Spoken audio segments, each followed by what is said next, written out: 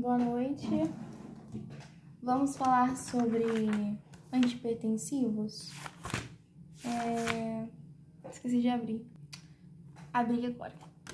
Antihipertensivos. Então, antes de a gente falar sobre antihipertensivos, a gente deve entender que existem dois tipos de hipertensão.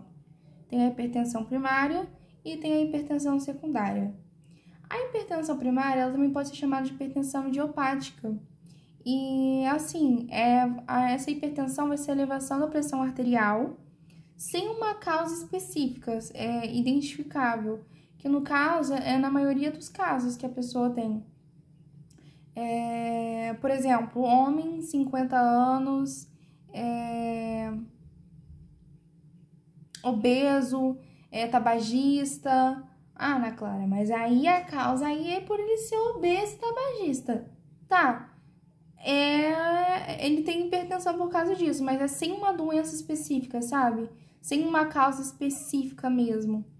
Agora, a secundária, ela já é realmente uma elevação da pressão arterial quando você já tem uma doença, quando você tem uma causa específica. Por exemplo, paciente que possui síndrome renal crônica, problema nos rins. O problema nos rins vai gerar hipertensão. Síndrome de Cushing, a síndrome de Cushing também gera hipertensão, sabe? É uma doença específica, enquanto a hipertensão primária é apenas, vamos dizer assim, não diria fatores externos, né? Mas, por exemplo, está envolvida com síndromes metabólicas, né? Que eu falei, de você ser obeso, diabetes também influencia, tabagista e tudo mais, é um tipo de hipertensão primária. A hipertensão secundária é quando você tem realmente uma doença, uma causa, assim, que proporciona esse aumento dessa hipertensão arterial. A gente tanto que tá aí tanto na internet que antes era considerado que se você tivesse, por exemplo, sua pressão arterial fosse 120 por 80, era considerado uma pressão arterial normal. Agora saiu a nova diretriz em que 120 por 80 você já é pré-hipertenso. Então, você tem que tomar medidas agora para diminuir sua hipertensão e tudo mais. Então, tipo assim, o que seria uma hipertensão? O que seria você considerar que você tem hipertensão? Quando você tem uma pressão arterial acima de 140 e acima de 90, sabe?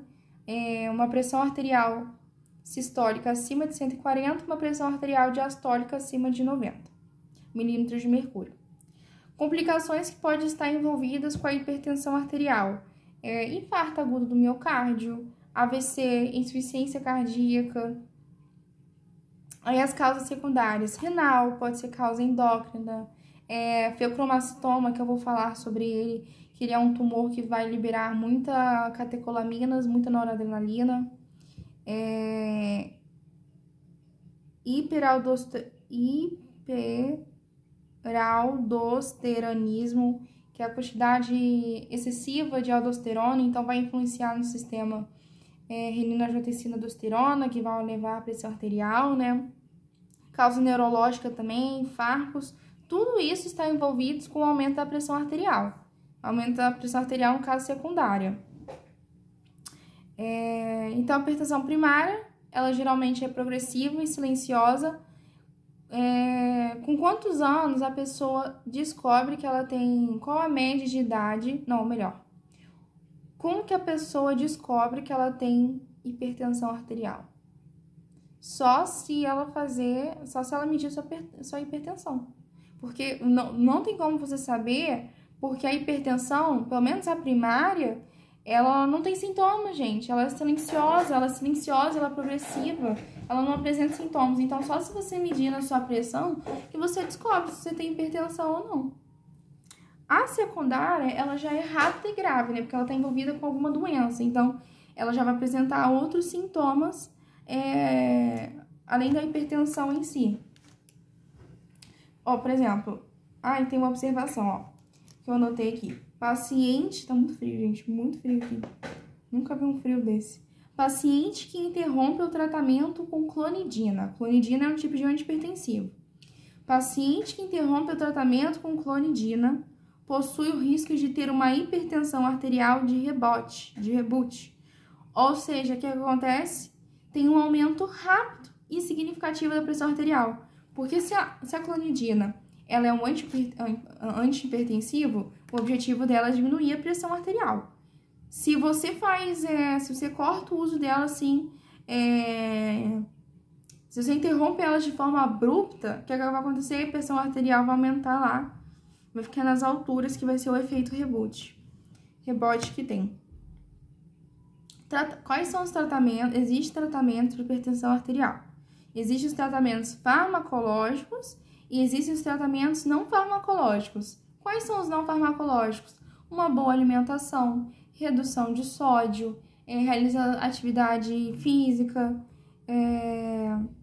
você fazer a dieta DASH, eu acho que é DASH, que é uma dieta específica para você diminuir a pressão arterial.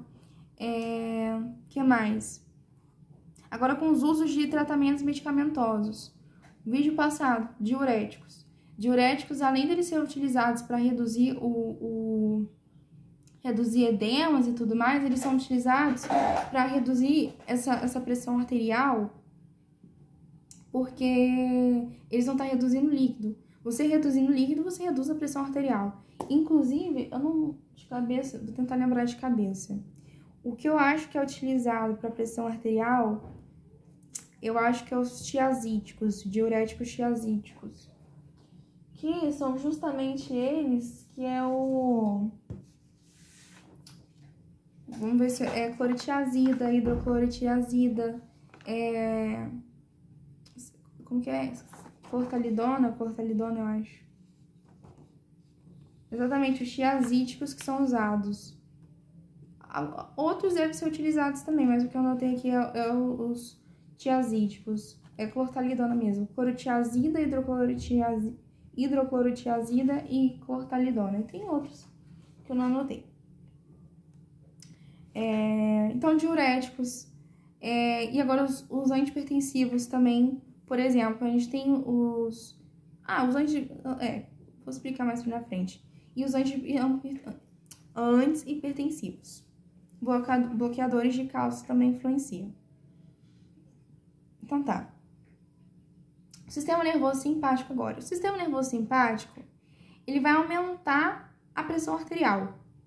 Porque, se eu não me engano, é o simpático que vai agir na resposta à luta e fuga. Eu vou até confirmar isso aqui, peraí.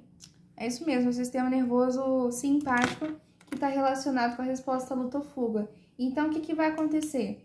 Aumenta a frequência cardíaca, aumenta a pressão arterial, aumenta o nível, a liberação de glicose pelo fígado, né? A gliconeogênese, a glicogenólise. Acho que é glicogenólise. Tem que lembrar os termos lá. É a quebra da glicólise. Acho que é isso. Dilatação das pupilas, midríase, miose. Midríase é a palavra mais longa, então vai dilatar. Miose é a palavra mais curta, então vai encurtar. Midríase, miose. E tem vários outros efeitos aqui. Então, o sistema nervoso simpático, ele aumenta a pressão arterial. Então, medicamentos que bloqueiam ou que reduzem a atividade do simpático, consequentemente, vai diminuir a pressão arterial. Vai influenciar isso. E metade dos antihipertensivos estão relacionados com o bloqueio do sistema nervoso simpático, que vai regular a liberação da noradrenalina, que vai ser regulado, os antihipertensivos, os principais deles vão agir na noradrenalina em si. Classificação de risco para quem tem hipertensão arterial. Infarto agudo do miocárdio, edema pulmonar, hemorragia, eclâmpsia. Gente, eu nunca gravo o que é eclâmpsia. Nunca, peraí. Eu acho que a eclâmpsia, vamos ver se eu tô certa, eu acho que a pressão arterial durante a gravidez, eu acho que tem pré-eclâmpsia e pós-eclâmpsia, eu acho que é assim. Pré-eclâmpsia eu acho que é antes da gravidez e pós eu acho que é depois, peraí. Na verdade, a eclâmpsia, eu falei que eu nunca gravo, é uma crise convulsiva generalizada em gestantes. Não tem outra causa aparente para a convulsão. Pode ocorrer antes, durante ou pós o parto. Pelo menos isso eu acertei. Então, eclâmpsia em situações de emergência, com risco iminente de morte, angina estável, pré-eclâmpsia, etc. Tem inúmeros, né? Então, os antipertensivos, a maioria vai agir no sistema nervoso simpático, bloqueando ele ou reduzindo a sua atividade, para, consequentemente, reduzir a pressão arterial. Uma coisa que a gente deve saber é que a pressão arterial, ela vai ser uma equação que vai ser PA, pressão arterial, igual a DC, débito cardíaco, vezes RCP, resistência vascular periférica. A pressão arterial, ela vai aumentar quando a resistência periférica, ou seja, quando há uma contração, uma vasoconstrição dos vasos, uma contração dos vasos, né? Isso vai aumentar a pressão arterial, que aumenta também o débito, eu acho que aumenta o débito cardíaco, né? O débito cardíaco é basicamente a quantidade de fluxo sanguíneo que passa, sabe? E o débito cardíaco, ele tá relacionado com a frequência cardíaca, com os batimentos cardíacos e com mais um outro aí que eu não me recordo, peraí. Exatamente, o débito cardíaco, a elevação, o aumento do débito cardíaco também aumenta a pressão arterial. Há locais que controlam a pressão arterial. As arteriolas, se você tem uma contração das arteriolas, se você aumenta a resistência vascular periférica, você vai aumentar a pressão arterial. As vênulas pós-capilares também, elas regulam o volume do sangue que retorna do coração, então vai regular esse débito cardíaco. E os rins também, eles ajudam influenciando nesse quesito de você excretar sais e água, né, que regula a pressão arterial, através do sistema renina, angiotensina, aldosterona. Aí, olha só, vamos falar agora sobre a norepinefrina. Vai ter horas que eu vou falar norepinefrina e noradrenalina. As duas são a mesma coisa, tá? Então, a norepinefrina ou noradrenalina, ela é produzida a partir da dopamina, tá? Fala em dopamina, eu nunca vou esquecer que eu fiquei muito chocada em descobrir que a dopamina, ela é um inibidor da prolactina. Eu realmente não sabia isso. Enfim, então a norepinefrina, ela é produzida a partir da dopamina. A dopamina, ela vai entrar nas vesículas sinápticas, na fenda sináptica, e vai se converter em noradrenalina. Quando o impulso nervoso chega, a vesícula vai se fundir na membrana e vai liberar a noradrenalina na fenda sináptica, causando a resposta luta ou fuga. Então, como é que funciona? Noradrenalina é produzida a partir da dopamina. A dopamina vai entrar nessa vesícula sináptica, vai acontecer um impulso nervoso, e esse impulso nervoso vai fazer com que, na verdade, antes, dentro da vesícula sináptica, vai acontecer a conversão da noradrenalina. Quando o impulso nervoso chega, a vesícula vai se fundir na membrana, liberando essa noradrenalina na fenda sináptica, causando a resposta luta-fuga, que vai aumentar a frequência cardíaca, aumenta a pressão, vai acontecer midríase.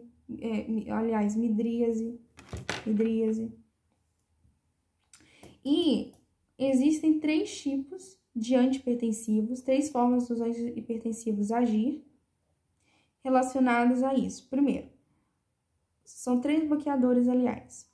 Os bloqueadores ganglionares, vai bloquear os gânglios. Os bloqueadores adrenérgicos, de receptor adrenérgico. E os bloqueadores neuronais. O mais importante pra gente é os adrenérgicos, tá? Não vou deixar de falar dos outros. Mas o mais importante pra gente são os adrenérgicos.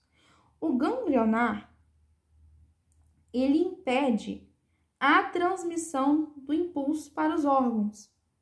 Então, assim, mesmo que a noradrenalina seja produzida, o neurônio, ele não vai receber o comando ele não vai ser liberado na fenda sináptica porque o impulso nervoso foi bloqueado.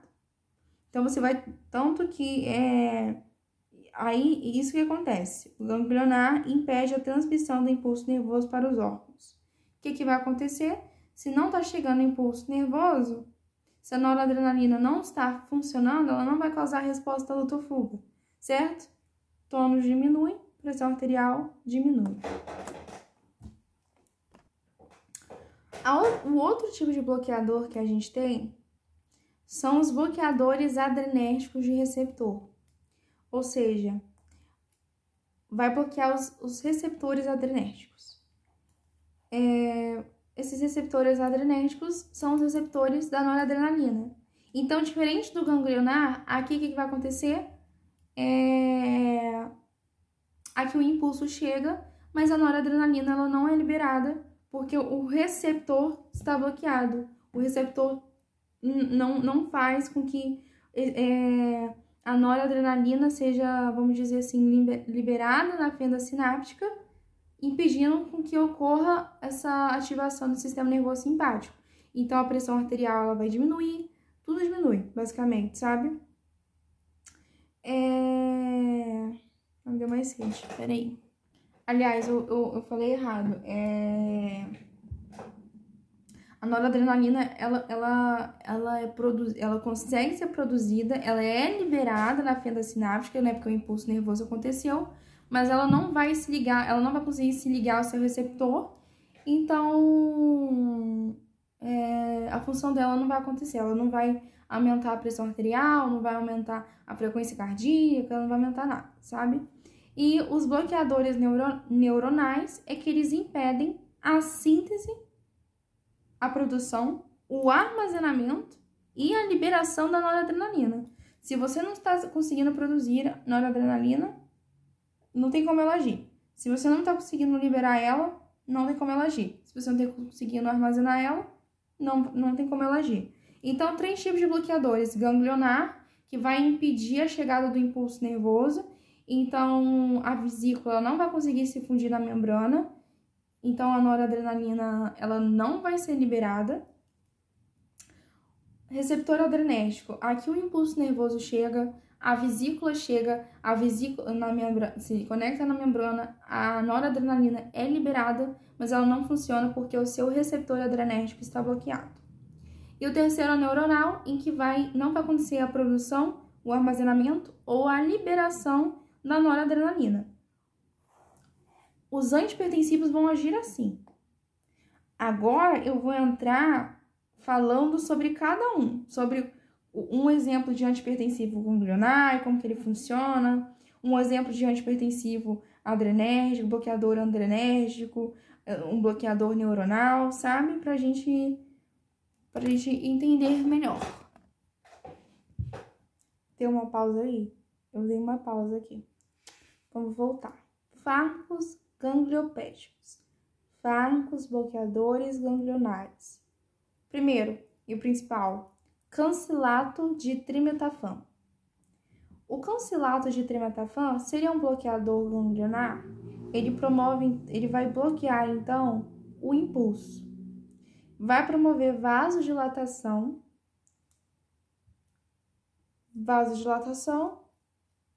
pressão arterial diminui.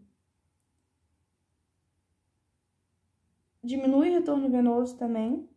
Se você está diminuindo o retorno venoso, você vai diminuir o débito cardíaco. Coração tem uma taquicardia em resposta à queda da pressão arterial. Então, a pressão arterial, vamos dizer que ela vai cair de forma assim inesperada. O coração não vai esperar por isso. Ele tem uma taquicardia, mas depois que vai se controlar, tá? E vai acontecer a midríase, né? A dilatação da pupila. Quando que a gente faz o uso do cancelato de trimetafam? Em aneurisma dissecante da aorta agudo, em uma hipotensão controlada. Não, aliás, ele causa uma hipotensão controlada, tá? Então, fármacos gangliopédicos, cancelato de trimetafam, ele vai agir bloqueando o impulso do sistema nervoso simpático. Então, a fenda sináptica não vai conseguir se conectar lá, liberando a noradrenalina. Vai acontecer uma vasodilatação, pressão arterial cai, retorno venoso é diminuído e o débito cardíaco diminui. Fármaco, tá, então o cancelato de trimetafan, fármacos gangliopédicos, bloqueadores dos gânglios foi. Só isso, né, claro? Só esse. Fármacos bloqueadores de neurônio. Tem a reserpina, que eu anotei aqui.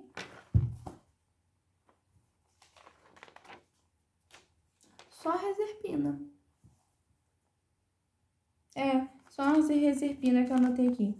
Fármacos bloqueadores de neurônio. Reserpina. Bloqueadores de neurônios vão fazer o que mesmo? Vai bloquear a síntese, a liberação e o armazenamento da noradrenalina. Então, a reserpina vai bloquear o armazenamento, a reserpina específica, ela vai bloquear o armazenamento da noradrenalina, da dopamina e da serotonina. Se você está bloqueando o armazenamento da dopamina, vai influenciar na produção da noradrenalina. Se você está bloqueando o armazenamento da noradrenalina, pode até, a noradrenalina pode até ser produzida, mas se ela for gasta, ela não vai ter a produção novamente para ela, sabe? Ela não vai ser armazenada. Isso vai diminuir a atividade simpática. Resistência vascular cai. Você vai ter uma hipotensão, né? E você vai diminuir o débito cardíaco também. No caso, você tem uma hipotensão, então até sublinhar aqui, ortostática, ou seja, quando você muda de posição, você vai ter uma queda de pressão. Efeitos colaterais. Congestão nasal. Você faz uso de reserpina, pode acontecer de você ter uma congestão nasal. Por quê? Ela vai bloquear o tônus adrenérgico da mucosa nasal. Então, não vai ter uma constrição. Não vai ter uma vasoconstrição da mucosa nasal, lá do treino da mucosa nasal, dos vasos da mucosa nasal. A vasoconstrição diminui, aí vai ter uma vasodilatação, né? O nariz vai ficar entupido, vai ter a sensação de você estar com o nariz entupido. Congestão nasal. Pode também causar cólicas intestinais e é contraindicado, a reserpina é contraindicado para úlcera peptídica e psicoses, tá? Deixa eu colocar. Nossa, já dei pausa já. Acho que eu parei. Tá, agora os antagonistas de receptor adrenérgico. Existem dois tipos de receptor adrenérgico, alfa e o beta. Uma coisa, alfa vai ter constrição dos vasos, vai contrair os vasos, alfa 1. Alfa 2, você vai ter a liberação de mais noradrenalina. Na verdade, não é que vai ter mais liberação, ele vai controlar a liberação de noradrenalina. Então, o alfa 2, ele impede que mais noradrenalina seja liberada. Beta 1, e não tá aqui, mas o beta 1, se eu não me engano, na verdade, o beta 2, ele é vasodilatador, eu acho. Eu não lembro se o beta 2 ele é vasodilatador ou se é o beta 1, porque o 1 eu sei que vai aumentar a frequência cardíaca. Pegando meus flashcards aqui, peraí. Gente, só voltando rapidinho. Outro exemplo de bloqueador de neurônio adrenérgico, bloqueador de neurônios, né? Além da reserpina, é a metirosina, guanetinina e o guanadrel. Acho que é guanadrel mesmo. O beta 1 ele vai aumentar a frequência cardíaca e a contração dos vasos. Dos vasos, não. Dos vasos? Não. Aumenta a contração cardíaca, frequência cardíaca. Enquanto o beta 2 está relacionado com a vasodilatação. Então, o beta 2 pode causar broncoespasmo. Enfim. Olha só, então. Existem fármacos que se ligam aos receptores de maneira reversível, ou seja, vão se ligar e vão bloquear por momento temporário aquele receptor, mas existem aqueles que se ligam de maneira irreversível, vão se ligar e vão desativar totalmente a função daquele receptor. E olha só, eu não sei, eu acho que eu vou ler por aqui, depois eu acompanhar aqui. Antagonistas não seletivos de alfa, ou seja, vai bloquear tanto o alfa 1 quanto o alfa 2. Bloqueando o alfa 1, ele causa vasoconstrição, correto? Você bloqueou alfa 1, não vai ter mais contração dos vasos, vai acontecer uma vasodilatação, o que ajuda na pressão arterial. Mas, você bloqueando o alfa 2, se ele diminui a liberação de noradrenalina, você vai estar aumentando a liberação de noradrenalina, certo? A noradrenalina vai continuar sendo liberada lá. Por que isso é importante? Por exemplo, feocromacitoma, que nem eu havia falado para vocês. O feocromacitoma, ele é um tumor que ele libera... Ele é um tumor que libera catecolaminas, e a noradrenalina é um tipo de catecolamina. Só que o tipo de fármaco que a gente vai usar nesse feocromacitoma é a fenoxibenzamina, que é um tipo de fármaco não seletivo, que vai, ou seja, inibir alfa 1 e inibir alfa 2. Concorda comigo que feocromacitoma, se você está inibindo o alfa 1, faz os vasos relaxarem. Então, não vai ter uma vasoconstrição, tem uma vasodilatação. Se você está inibindo a alfa 2, vai ter a liberação de noradrenalina, vai continuar liberando noradrenalina. O feocromacitoma, ele já libera noradrenalina. Já libera catecolaminas. Então, o alfa 2, inibindo o alfa 2, vai aumentar, libera muito noradrenalina. E a partir do momento em que você tem essa liberação alta de noradrenalina, você acaba ativando o receptor beta 1, que tem a ver, né, com a resposta luta-fuga. Ou seja, você vai causar palpitações.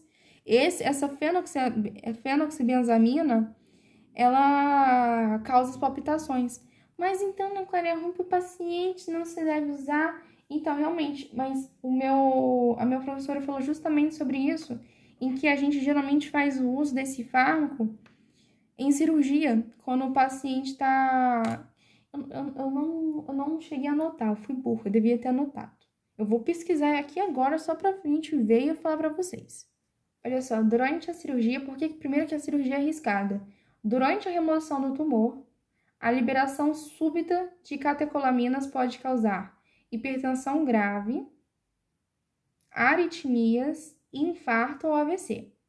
O uso da fenoxibenzamina, bloqueador irreversível, acho que nem notei isso, é um bloqueador irreversível, realmente, não anotei sim, é um bloqueador irreversível, alfa-adrenérgico não seletivo, ou seja, ele vai bloquear os receptores alfa 1 e alfa 2, impedindo que a noradrenalina e a adrenalina causem vasoconstrição.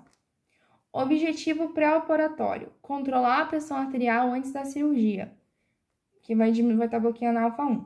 Prevenir e a adrenalina. Prevenir crises hipertensivas durante a manipulação do tumor e permitir melhor tolerância hemodinâmica durante a remoção do feocromacitoma. Mecanismos: bloqueio do receptor bloqueio dos receptores alfa, então vai diminuir a vasoconstrição e a pressão arterial. Muitas vezes se associa ao bloqueio beta com o propanolol, que eu vou falar dele já, antes e depois do bloqueio alfa, para controlar justamente essa taquicardia. Então, por exemplo, assim, a gente faz o uso desse fármaco, né, não seletivo e reversível, porque ele vai bloquear totalmente o alfa 1. Então, não vai ter constrição dos vasos. Mas também tem esse problema com o alfa 2. Só que, olha só, a gente faz em conjunto com o propanolol, com bloqueadores de beta 2, de beta, aliás. Que eu vou falar dele aqui, eu vou falar do propanolol aqui justamente para controlar essa taquicardia, para controlar essas palpitações. Gente, eu fiquei na dúvida de que se isso não seria prejudicial para o paciente, né? Porque se você está bloqueando alfa-2, no caso seria prejudicial, mesmo sendo atuando com o propanolol. Mas olha só, normalmente, alfa-2 inibe a liberação de noradrenalina. Se você bloqueia o alfa-2, em teoria, poderia haver mais liberação de noradrenalina, aumentando o tônus simpático. Ou seja, aumentando essa... Nossa, me perdi agora total no meu raciocínio, peraí. Tá, voltei aqui no meu raciocínio. Mas olha só, no contexto do feocromacetoma, a maior parte da hipertensão não vem da noradrenalina liberada pelos nervos simpáticos, mas sim das catecolaminas secretadas pelo tumor. O efeito bloqueio do alfa-1 predomina, mesmo que haja alguma noradrenalina extra liberada pelos nervos, ou seja, mesmo com o bloqueio do alfa-2. Então, assim, mesmo que você esteja liberando, vamos dizer, na teoria, mais noradrenalina, você vai estar bloqueando o alfa-1. Então, a vasoconstrição, ela não vai acontecer. E a pressão arterial, ela não vai aumentar, mesmo você liberando noradrenalina. Só que com muita adrenalina, causa essas palpitações, né? Aí a gente faz em conjunto com um beta-bloqueador para diminuir essa taquicardia.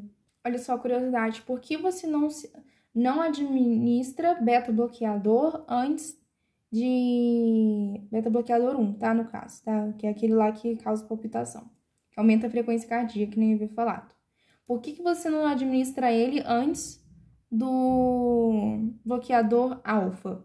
Se você bloquear o beta 1 antes do alfa, a noradrenalina liberada pelo tumor vai ficar livre, encontrará o alfa 1 livre, vai se ligar ao alfa 1, vai ter uma vasoconstrição intensa, vai ter uma hipertensão grave, risco de acidente vascular, de AVC. Por isso não se deve se aplicar antes. Genial, gente, farmacologia, quando você entende, é genial, genial, incrível, incrível. Isso é na fenoxibenzamina, tá? Que é o fármaco não reversível. Uma coisa que eu tinha na minha cabeça é, se eu uso um fármaco não reversível, ou melhor, fármaco reversível, tá? Ele é um fármaco reversível. Se eu uso um fármaco reversível, significa que meus receptores nunca mais vão ser ativados? Então, até determinado momento, até que novos receptores sejam produzidos. Então, por isso você tem que fazer o uso do constante do remédio, porque na minha cabeça foi assim, se eu usei um bloqueador irreversível, não vou precisar continuar com o remédio, porque é irreversível, bloqueou de vez, só que novos receptores vão ser produzidos. Então, por isso que você vai ter que usar o remédio de novo. Só que a diferença é que vai demorar mais, né? A fenoxibenzamina, é um bloqueador irreversível, não seletivo. Agora, um não seletivo reversível é a fentolamina, tá? Deixa eu ver se eu tenho alguma coisa aqui. Ela tem um efeito curto. Agora, quais são os beta-bloqueadores? Não. Quais são os alfa-bloqueadores seletivos? Quais que vão bloquear o alfa-1 e quais que vão bloquear o alfa-2? Na verdade, o alfa-2, vou até falar que a gente não usa fármacos bloqueadores de beta-2, porque você vai estar bloqueando a noradrenalina e pode ter o risco de não deve ser usado devido às palpitações, né? Por isso, normalmente, a gente só usa antagonistas, bloqueadores seletivos de alfa-1. Exemplos de antagonistas seletivos, ou seja, bloqueadores de alfa-1. Prazosina, doxazosina e tansulosina. Cara, hoje mesmo, quando eu gravei a aula de diuréticos, eu tava revisando, eu vi que eu falei tanto nome de fármaco errado. Gente, eu peço perdão mesmo, porque eu tenho uma dificuldade enorme em pronunciar esses nomes de fármacos grandes. Eu tenho até dificuldade de gravar fármaco, que é um problema que eu tenho que resolver isso. Mas, enfim. Então, olha só. Bloqueadores de alfa-1, prazosina, doxazosina e tansulosina. Se você está bloqueando a alfa-1, você está bloqueando que a constrição aconteça, que haja contração dos vasos. E os bloqueadores seletivos de alfa-2, já falei que eles não são usados devido às palpitações cardíacas. Quando que a gente faz o uso, então, desses bloqueadores de alfa-1? Hipertensão arterial normal. Normal, sim, que eu digo, primária, né? Hipertensão arterial primária, feocromocitoma, mas o a gente, além deles, né, a gente pode usar os não seletivos, né? Que eu falei que o principal é o acabei de falar o nome dele, fenoxibenzamina. Cadê? Fenoxibenzamina, exatamente. Insuficiência cardíaca congestiva. Só que tem uns efeitos adversos, é que você vai ter uma hipotensão ortostática também, tá? Que é aquela lá quando você muda de posição e a temperatura não, e a pressão cai.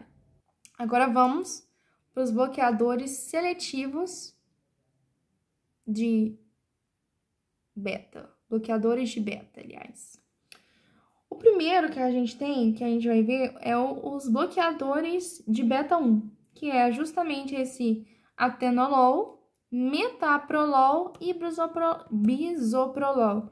Ana Clara, mas e o propanolol? Que você havia falando? O propanolol, gente, ele vai ser um não seletivo. Ele vai bloquear tanto beta-1 quanto beta-2. Então, vamos lá. Seletivos de beta-1. Beta-1 faz o que mesmo? Aumenta a frequência cardíaca. Você bloqueia o beta-1, você vai bloquear o aumento da frequência cardíaca. Só agem quando tem hipertensão. Beta-1... ué. Óbvio, né? Peraí. Deixa eu ver o que eu anotei aqui. A preferência terapêutica é pelos beta-1 seletivos, tá? Então, se você puder fazer lá. É claro que isso varia de paciente para paciente. Mas se você tiver a escolha, puder aplicar o beta-1 um beta-1 seletivo, vá nele mesmo. Falei que tem o atenolol, metaprolol, bisoprolol. E, calma. Tá certo. Só agem quando tem hipertensão. Olha só, como que funciona o beta-1 no rim. Beta-1 aumenta a frequência cardíaca e eu notei que aumenta a contração também. Aumenta a frequência cardíaca e a contrabilidade, eu acho que do coração. O beta-1 no rim, ele vai estimular a renina. É muito engraçado que, em vez de escrever renina, eu escrevi Regina aqui no meu flashcard. Ele vai estimular a renina. Pô, se você estimula a renina, você está estimulando o sistema renina, angiotensina, aldosterona. Como é que é esse sistema mesmo?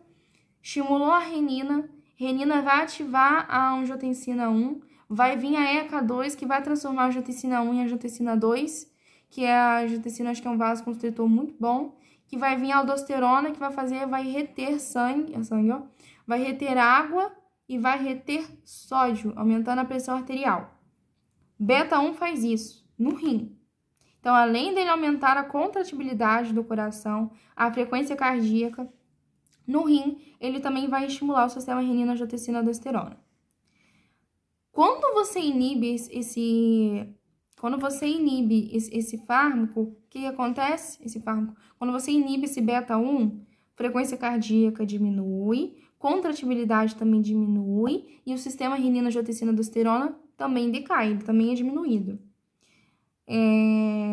Como antiarrítmico, ele bloqueia o nó sinusal. O nó sinusal é aquele responsável por disparar, por iniciar, vamos dizer assim, a contração cardíaca, né? Vamos dizer assim. Por isso que diminui a frequência cardíaca. E isso é ele no papel de como antiarrítmico. No caso, como antihipertensivo, ele vai influenciar justamente nessa parte do rim. Ele vai influenciar lá no rim. Fui pegar meu celular pra ver sobre trabalho e acabei me distraindo, né? ok? É um perigo. Perigo, gente. Voltando. Então, eu falei sobre o beta seletivo 1. Agora eu vou falar sobre o não seletivos, né? Por que não tem o beta seletivo 2?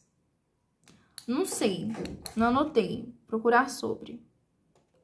Sim, gente, existem fármacos seletivos de beta 2. Eu até imaginei que eu lembro de ter visto um post no Instagram sobre isso, mas no caso eles não são utilizados. Porque assim, o beta 2 ele faz vasodilatação, né? Mas ele tá mais relacionado a, vamos dizer assim, a respiração, né? Por exemplo, os receptores beta 2 são, por exemplo, salbutamol, terbutalina, tem uns outros aí. Um minutinho. Mas isso, no caso, eles são, aqui que eu tava falando, são os agonistas, né? Eu queria antagonistas. Aí eles são muito raros, tá? Os antagonistas. Agonistas tem. Antagonistas são muito raros. Por isso que a gente geralmente encontra mais não seletivos, né? Os não seletivos de beta 1 e beta 2 é o propanolol, o timolol e o nadolol. Tem o pindolol também, só que o pindolol ele é uma exceção. Então, assim, não seletivos beta 1 e beta 2. Você vai estar bloqueando tanto o aumento da frequência cardíaca, quanto que você bloqueando também aquela parte lá como que ele vai funcionar no rins, né? No rim, ativando a renina, quanto que ele também vai bloquear a vasoconstrição, sabe? E o pindolol, por que eu falei que o pindolol é uma observação? Porque o pindolol, ele é um agonista, ele não é antagonista, ele é um agonista parcial. Ou seja, ele vai, de certa maneira, ativar o receptor. Porque a gente está falando aqui dos beta-bloqueadores. Beta-bloqueadores, eles são agonistas. Antagonistas, então, de certa maneira, vai ativar o receptor. Mas olha só o que acontece.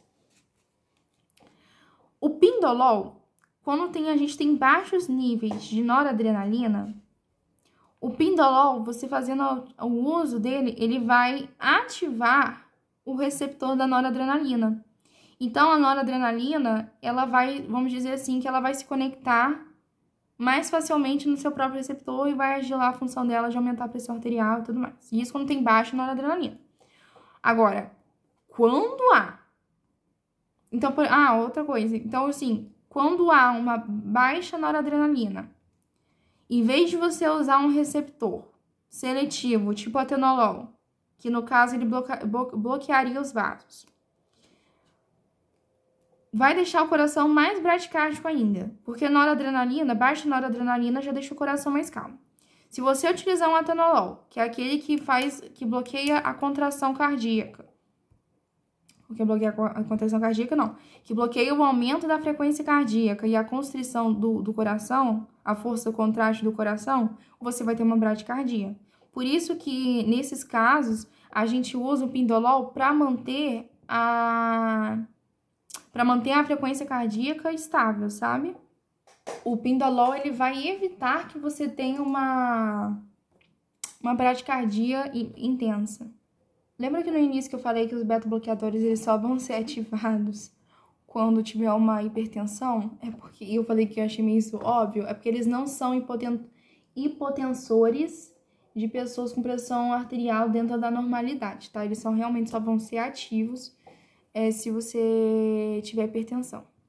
Como antiarrítmicos, eu meio que expliquei, né? Mais ou menos. Falei sobre como ele funciona como hipertensivo.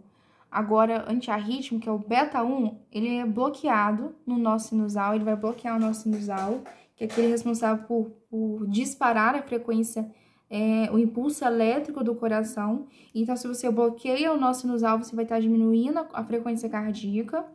Só que, assim, alguns têm células marca-passos, né, que elas iriam tentar, vamos dizer assim, manter essa frequência cardíaca alta, de certa maneira, né? Como se elas fossem uma segunda opção que a gente tem. Só que, assim, tentariam assumir o ritmo, mas elas também são bloqueadas, tá?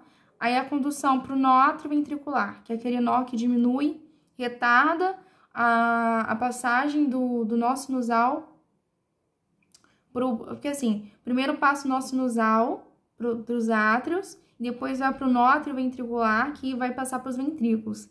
Tem esse nó atrioventricular, NAV, ele tem que retardar esse impulso elétrico para dar tempo do átrio se fechar e abrir o ventrículo, sabe?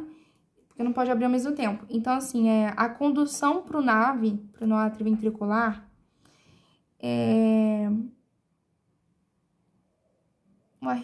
fica lenta.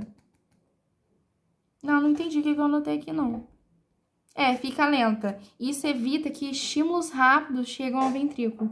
Então, isso é uma forma dele agir como antiarrítmico. Outra coisa, uma observação, evitar fazer o uso desses fármacos, porque, olha só, em pacientes com disfunção do nó sinusal, bloqueio atrioventricular, então pacientes com BAV, pacientes que têm disfunção desse nó sinusal, e uso condominante de outros fármacos que reduzem a condução AV, a condução atrioventricular. Por exemplo, verapamil ou diltiazem, tá? Então, esses são antiarrítmicos, se não me engano, que vão influenciar realmente diminuir a condução do nó atrioventricular. Se você fazer um fármaco, se você utilizar beta-bloqueadores, que eles já vão tecnicamente diminuir a condução do NAV, e você tá utilizando o verapamil, que também retarda a condução do NAV, aí, porra, você vai ter um problema, né? Vai ter um grande probleminha aí. Com certeza deve influenciar esqueci o nome agora. Gente, tá vendo como que o farmaco é incrível? Quando você entende farmaco, se torna incrível, incrível. Porra, tá ficando longo pra caralho.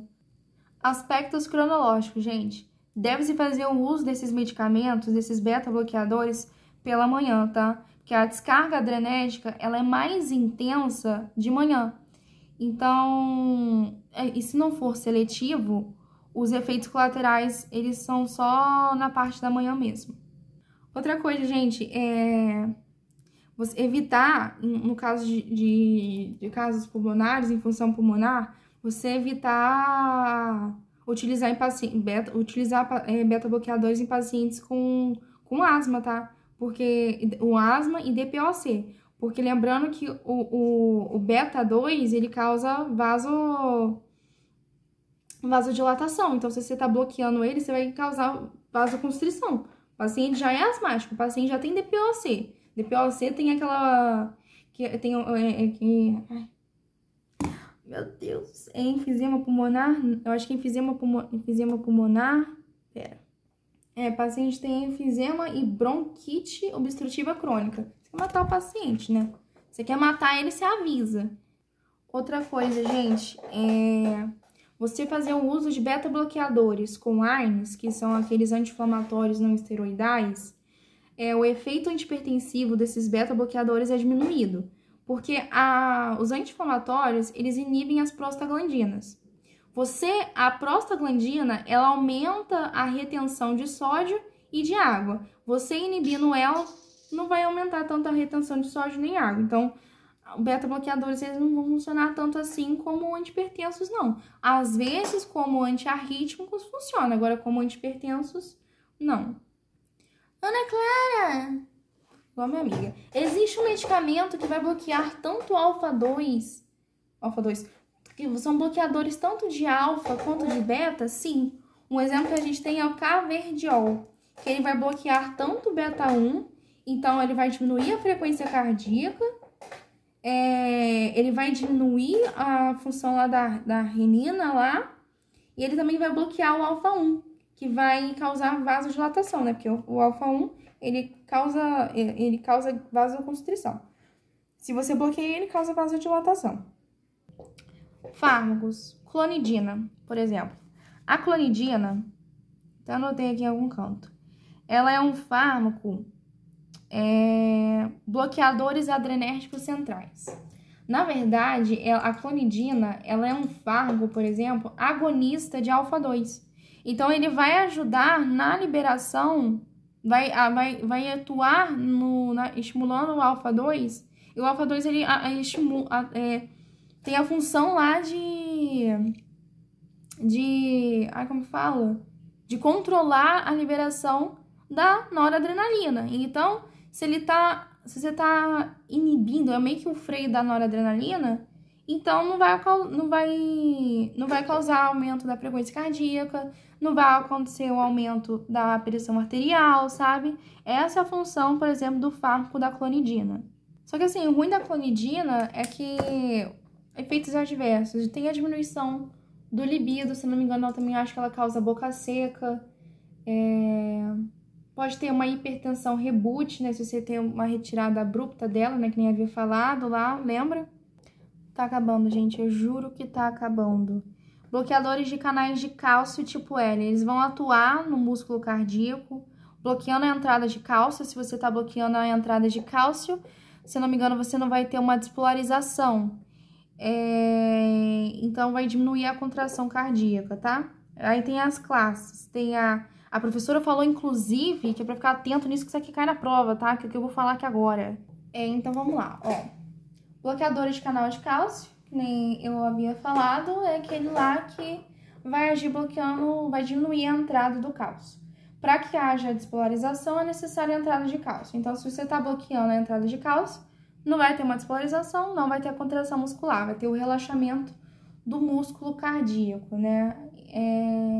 E a gente tem as classes desses bloqueadores. A gente tem a dihidropiridinas, as benzotiazepinas e a gente tem as fenilalquilaminas.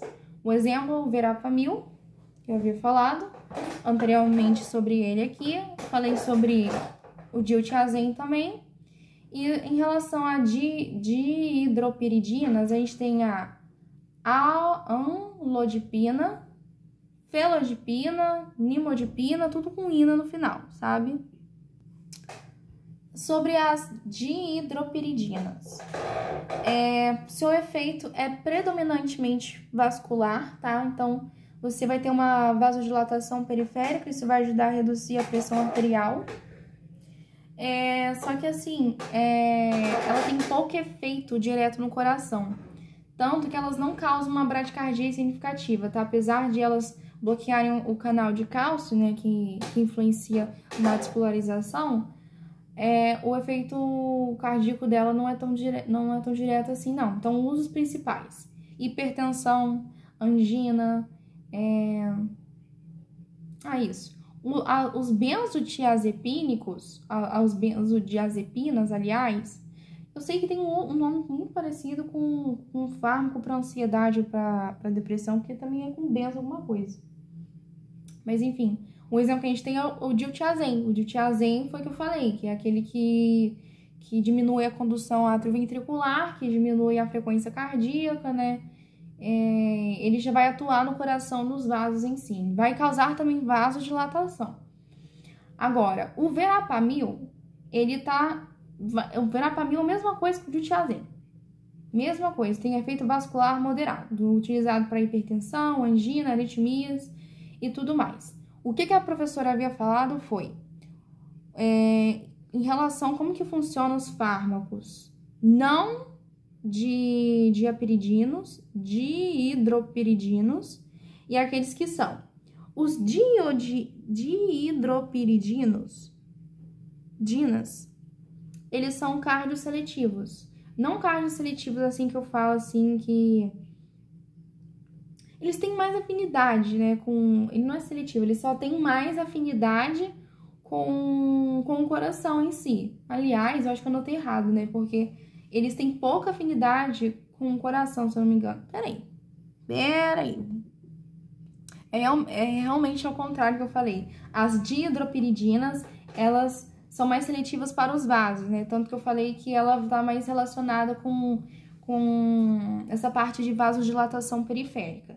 Agora, os não dihidropiridinas, por exemplo, o verapamil, diltiazem, né, que eu havia falado, eles são mais seletivos para o coração, então que eles vão estar relacionados com aritmias supraventriculares, porque se tiver em conjunto com os beta-bloqueadores, vai acabar retardando mais o nó atrioventricular. Agora a última parte, gente, vou tentar correr aqui, que é sobre os fármacos antihipertensivos que vão agir na SREA, Sistema Renina-Angiotensina-Aldosterona.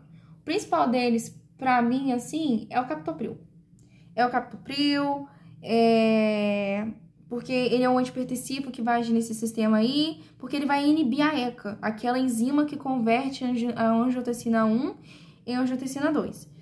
Se você está impedindo a conversão de angiotensina 2, não tem como ela ativar a aldosterona, então não vai ter essa vasoconstrição, né, porque ela é um importante vasoconstritor. Além do mais, não vai estar retendo água e nem sódio, né, por causa de você não vai estar ativando a aldosterona. Sem contar que o captopril, ele diminui a bradicina.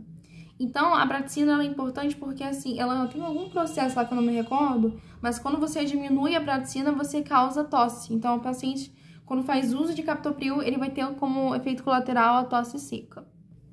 Não só o captopril, como o enalapril também vai ter o mesmo efeito, tá, gente? Ó, a bradicinina, falei bradicina? Acho que é bradicinina. A bradicinina, ela é um vasodilatador, tá? Então, se você bloqueia ela também, diminui ela, que é isso que o captopril faz e o enalapril também, vai contribuir para a diminuição da pressão arterial, também como tendo o efeito colateral à tosse seca. Por último, tem o nosso famosíssimo e queridíssimo losartana, que ele é um bloqueador do receptor da angiotensina 2, do AT1, que é o nome desse receptor. Se você está bloqueando, a angiotensina 1 não funciona, ela não vai fazer vasoconstrição e não ativa a aldosterona. Outro exemplo, e a maioria desses antagonistas do receptor de angiotensina 2, eles terminam com um ano no final, tá? Então, losartano, valsartano, sabe? E tudo mais. Impede a vasoconstrição da angina 2. E observação, não causa tosse seca, em comparação com captopril e os outros mais. Ele é indicado para pacientes que têm tolerância a inibidores da ECA. E é contraindicado para grávidas, né? Porque pode causar risco de malformação. E protege os rins sem causar tosse. E tem mais um outro fármaco que é o alisquireno, que ele impede que a renina ative a angiotensina 1. Como que ele vai fazer isso? Ele vai inibir basicamente a renina. A renina não vai ser ativada. Então, a renina ela não consegue transformar o angiotensinogênio, sei lá, em angiotensina 1 e tudo mais, bloqueando totalmente a formação lá do sistema renina-angiotensina-aldosterona. Peço mil desculpas e eu vou acabar agora. Vou nem dar tchau.